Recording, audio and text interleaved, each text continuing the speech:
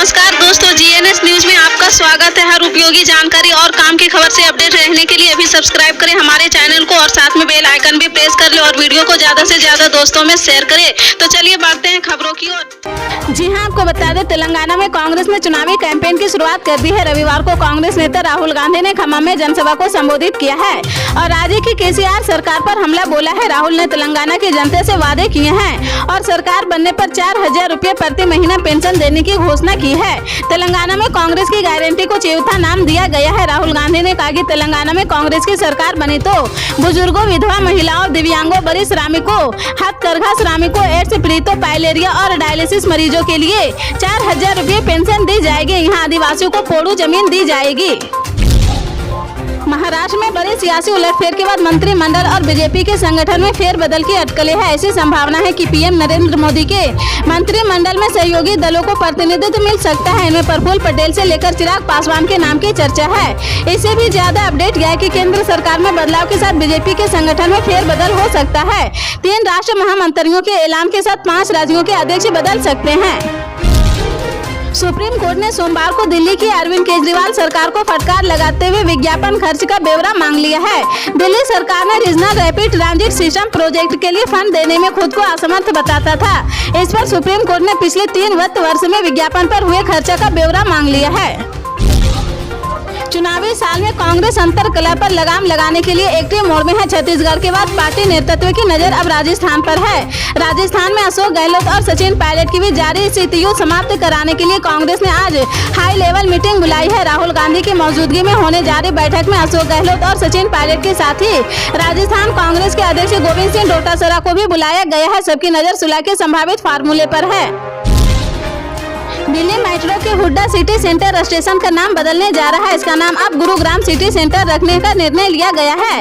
Hooda city yellow centre line का metro station है। यह स्टेशन हरियाणा के गुरुग्राम में आता है। इसी निर्णय को लागू करने के सिलसिले में सभी आधिकारिक दस्तावेजों, साइनेज, घोषणाओं आदि में नाम बदलने की प्रक्रिया शुरू कर दी गई है। आरबीआई ने ये जानकारी दी है कि 19 मई 2023 को 2,000 रुपये के नोट को वापस लेने के ऐलान के बाद से 30 जून 2023 तक बैंकिंग सिस्टम में 2.72 लाख करोड़ रुपए यानी 76% 2,000 रुपये के नोट वापस लौट चुके हैं। आरबीआई ने कहा कि अब केवल 84,000 करोड़ रुपए के ही 2,000 रुपये के नोट सर्कुलेशन में बचे हैं। दिल्ली के पूर्व डिप्टी सीएम मनीष सिसोदिया को दिल्ली हाई कोर्ट से कोई राहत नहीं मिली है। कोर्ट ने एक्साइज पॉलिसी मामले से जुड़े प्रवर्तन निदेशालय मामले में मनीष सिसोदिया की जमानत याचिका खारिज कर दी है। कोर्ट ने इसी मामले में आम आदमी पार्टी के पूर्व मीडिया प्रभारी विजय नायर, हैदराबाद के उद्यमी अभिषेक बोइनपल्ली और विनय बाबू की जमानत याचिका भी खारिज कर दिया है। राजस्थान के बासिंदों के लिए फिर से एक बड़ी खुशखबरी आई है। राजस्थान को 4 दिन बाद 7 जुलाई को दूसरी वंदे भारत ट्रेन मिलने जा रही है। दूसरी वंदे भारत जोधपुर से साबरमती के बीच चलेगी। वे वंदे भारत अजमेर दिल्ली वंदे भारत की तरह सेमी हाई स्पीड ट्रेन चलेगी। फिलहाल ये ट्रेन चेन्नई से जोधपुर के लिए रवाना हो चुकी है। यह 4 जुलाई को तड़के तक जोधपुर पहुँच जाएगी। जोधपुर मंडल ने ट्रेन के संचालन की पूरी तैयारियाँ कर ली है।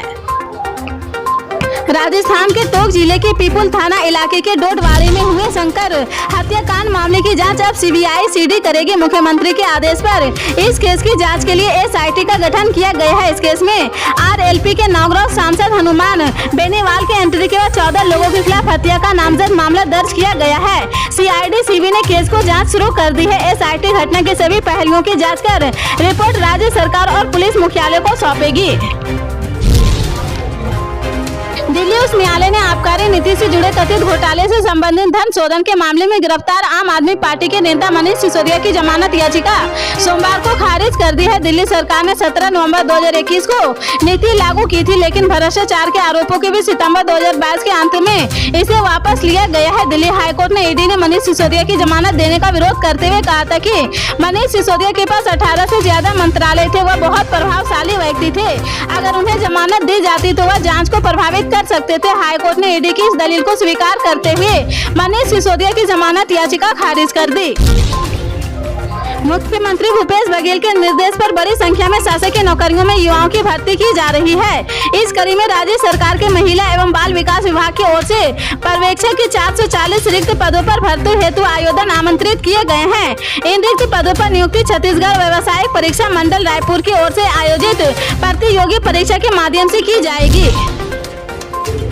झारखंड के डुमरी विधानसभा क्षेत्र में आगामी महीनों से संभावित उपचुनाव के ठीक पहले सीएम हेमंत सोरेन ने एक बड़ा दांव चला है। उन्होंने इस क्षेत्र से विधायक रह चुके पूर्व शिक्षा मंत्री जगन्नाथ महतो के निधन के बाद मंत्रिमंडल में खाली हुई सीट पर उनकी पत्नी बेबी देवी को मंत्री बनाया है। बेबी देवी को सोमवार को राजभवन के दरबार हॉल में आयोजित एक संरचित कार्यक्रम में राज्यपाल सीपी राधाकृष्णन ने मंत्री पद की शपथ दिलाई है। सिस्टम की लापरवाही कहे या फिर बेरुखी सिस्टम ने एक जीवित व्यक्ति को मृत घोषित कर दिया है। पीड़ित व्यक्ति अपने आप को जीवित साबित करने के लिए दर दर भटक रहा है। पीड़ित कई बार अधिकारियों से अपने जीवित होने की गुहार लगा चुका है, लेकिन सिस्टम में बैठे लोग उसे जीवित मानने को तैयार नहीं है। आखिरकार पीड़ित व्यक्ति न्याय दिलाने के लिए पंचायत समिति सदस्य महेंद्र मीना ने सिकराय एसडीएम कार्यालय के सामने व्यक्ति को लेकर धरने पर बैठ गए हैं। मध्य प्रदेश की महिलाओं के लिए शिवराज सरकार की ओर से चलाई जा रही लाडली बहना योजना की पहली किस्त मिलने के बाद प्रदेश की महिलाएं दूसरी किस्त का इंतजार है। लाडली बहना राह तक रही है कि आखिर कब उनके खाते में दूसरी किस्त आएगी। इस योजना की दूसरी किस्त जुलाई के महीने में बहनों के खाते में क्रेडिट होगी। सीएम शिवराज सिंह चौहान को जुलाई की इस तारीख को पैसे ट्रांसफर करेंगे। चरखी दादरी में कांग्रेस प्रदेश अध्यक्ष उदय भावन व राज्यसभा सदस्य दीपेंद्र हुड्डा ने कार्यकर्ता बैठक को संबोधित किया है। कार्यकर्ता बैठक में महिला प्रदेश प्रवक्ता मनीषा सांगवान सहित कांग्रेस कार्यकर्ता मौजूद रहे।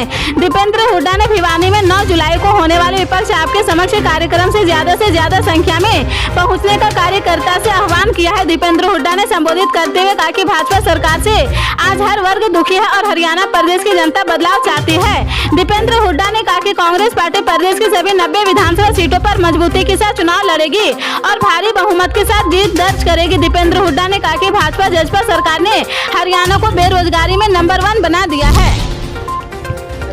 केंद्र और राज्य की तरफ से किसानों को कई तरह की सुविधाएं दी जाती है। पीएम किसान सम्मान निधि की 14वीं किस्त से पहले किसान को बड़ी खुशखबरी मिल गई है। राज्य सरकार ने ऐलान करते हुए बताया कि किसानों को 50% सब्सिडी का फायदा मिलेगा और अगर कोई भी किसान इसका फायदा लेना चाहते हैं तो उसके पास 15 जुलाई तक समय है। आप 15 जुलाई तक इसके लिए अप्लाई कर सकते हैं।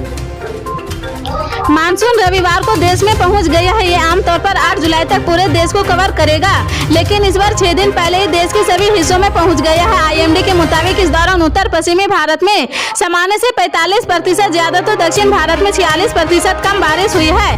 मौसम विभाग ने अगले 24 घंटे में बिहार और झारखंड समेत 20 राज्यों में तेज बारिश होने का अलर्ट जारी किया है।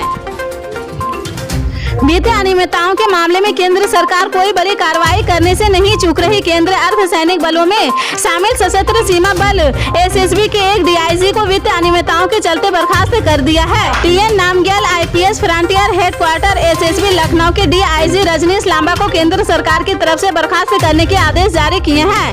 उक्त डीआईजी पर एटलीसी एयर टिकट मामले में फर्जीवाड़ा करने के आरोप लगे हैं। महाराष्ट्र में मची सियासी उथल पुथल के बीच में एक बार फिर से देश की प्रमुख विपक्षी पार्टियों को बड़ी ताकत मिली हुई नजर आ रही है। अब यह ताकत क्या वास्तव में एकजुटता की राह पर आगे बढ़ेगी या नहीं, यह तो विपक्षी दलों की होने वाली अगली बैठक में तय हो पाएगा। फिलहाल विपक्ष को एकजुट करने वाले प्रमुख दलों और नेताओं को उम्मीद इसी बात से कि महाराष्ट्र के सियासी हंगामे से कम विपक्षी को एकजुट होने का एक और मौका तो मिल गया है। इससे पहले तमिलनाडु में मुख्यमंत्री की अनुमति के बगैर एक मंत्री को बर्खास्त किए जाने के मामले में भी सियासत गरमाई थी और भाजपा को विपक्षियों ने निशाने पर लिया था। फिलहाल महाराष्ट्र में हुए राजनीतिक घटनाक्रम के बाद सभी प्रमुख विपक्षी राजनीतिक दलों ने सोमवार को बड़ी बैठक की है। ओडिशा के बालासोर जिले में 2 जून को एक भीषण ट्रेन हादसे में जान गंवाने वालों में से 50 से अधिक शवों की अभी पहचान नहीं हो पाई।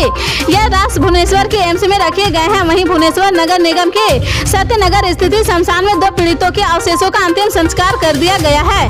अधिकारी ने बताया कि एम्स भुवनेश्वर में 18 शव रखे गए थे। इनमें से 29 शवों की डीएनए जाँच की पहचान की जा चुकी है। उन्होंने कहा कि 29 में से 22 शवों का अभी तक अंतिम संस्कार किया जा चुका है।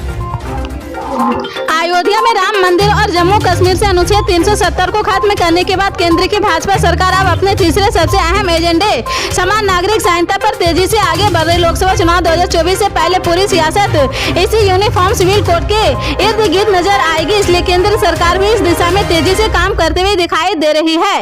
हालांकि इसी भी समाज के कई वर्गों से भी तीव्र और तीखा विरोध भी सुनने को मिल रहा। नागरिक संहिता का सबसे ज्यादा विरोध मुस्लिम समाज के साथ आदिवासी समाज में भी नजर आ रहा है।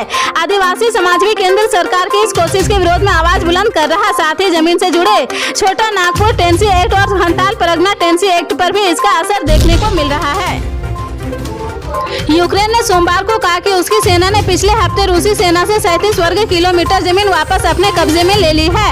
पश्चिमी हथियारों और गोला बारूद का भंडार जमा होने के बाद यूक्रेन ने कई हफ्ते पहले एक बहुप्रतीक्षित जवाबी हमले की घोषणा। यूक्रेन के उप रक्षा मंत्री गन्ना मालियर ने कहा कि पिछले एक हफ्ते में रूस के कब्जे से छुड़ाए गए इलाके के 9 वर्ग किलोमीटर की बढ़ोतरी हुई है। आगे उन्होंने कहा कि यूक्रेनी सेना ने दक्षिणी में 28 वर्ग किमी क्षेत्र का कब्जा जमा लिया है। पल के अपडेट जानने के लिए जुड़े रहें आप अपने GNS न्यूज चैनल से। मिलते हैं अगली बड़ी खबर के साथ, तब तक के लिए जय हिंद।